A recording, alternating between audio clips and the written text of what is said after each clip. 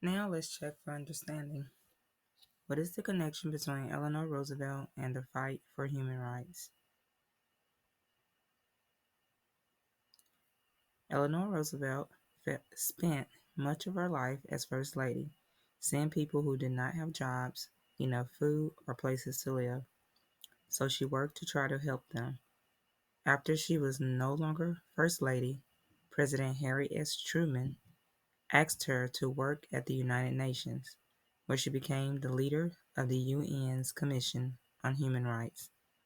She wrote the Universal Declaration of Human Rights, which says that all people should have the right to work, the right to rest, the right to an education, and the right to share in the life of their own community. How would you describe Eleanor Roosevelt's childhood? Her family was wealthy. She was an unhappy child. She had to live with her strict grandmother, who taught Eleanor the importance of helping others. Her parents. How did Eleanor become her husband's eyes and ears? Eleanor traveled around the country and told her husband about all the things she saw, as well as the things people told her. Because she was married to a president, what title did Eleanor Roosevelt have? She had the title of First Lady. What was the Great Depression in the United States? It was a difficult time period in American history where many people didn't have jobs or much money.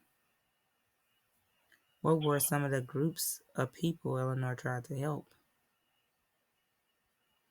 Eleanor tried to help women, children, African Americans, Native Americans, and the poor.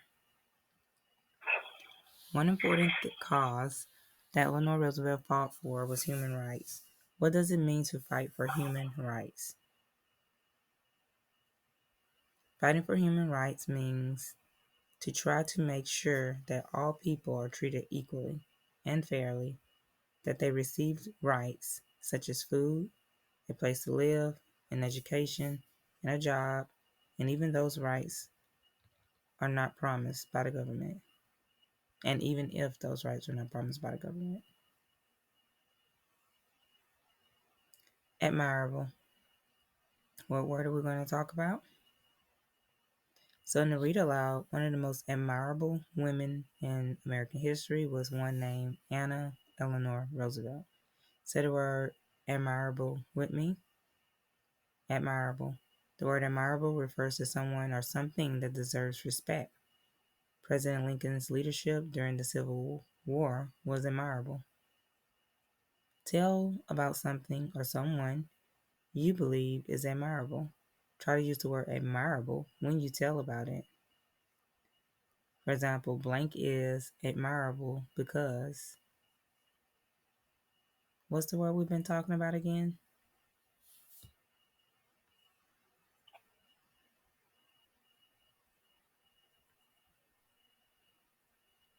Let's connect. So, looking at our timeline, we had Susan B. Anthony and Abraham Lincoln. They worked to abolish slavery before the end of the Civil War in the late 1800s, and Susan B. Anthony worked for women's rights to vote in the years after the Civil War. Now we have Eleanor Roosevelt.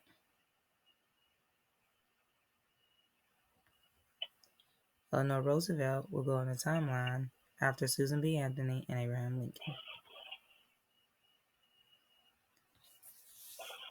What type of poetry did you write in the previous lesson? You said free verse, you're correct. Which parts of a free verse poem can relate or tell the poet's opinion? It can be the words, phrases, or the rhythm.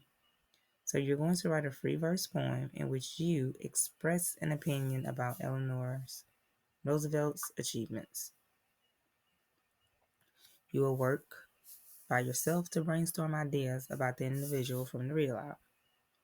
You will each complete a main idea details web with the ideas you would like to include in the free verse poem. You will each write a free verse poem in which you express your opinion about the person's accomplishments.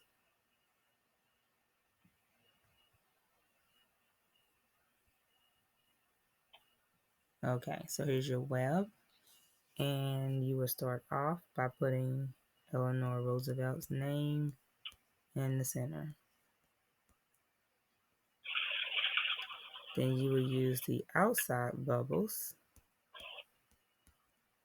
to tell about the things that Eleanor Roosevelt accomplished. She was the first lady, meaning she was the wife of the president. She fought for human rights.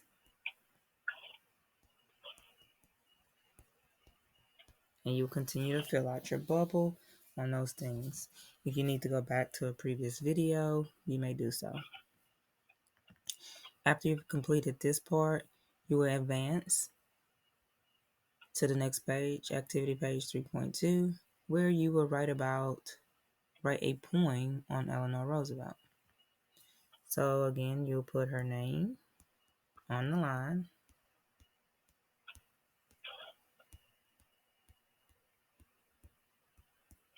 And then you'll start to do your poem. Remember, your poem can describe her, it can have rhythm, it can rhyme, but as long as it's talking about her accomplishments, those things that she accomplished and did. When you finish that, you're at the end of the lesson. Hope you tried your best. Good job.